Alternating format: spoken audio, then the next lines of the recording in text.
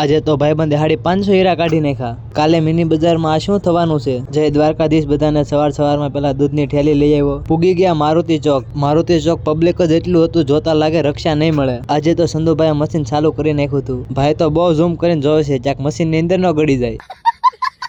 આજે તે પકોડા જેવા હીરા હતા. આયા તો હવારમાં ધીંગાણું જામ્યું. હા ને ધીંગાણું જામ્યું ભાઈ.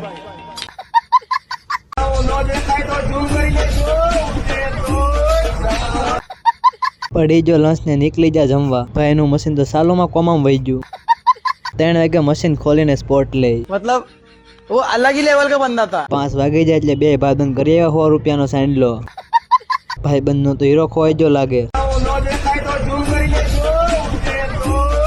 અને જો ગમના ગીત ચાલુ કર્યા બધાને ગમમાં નાખશે.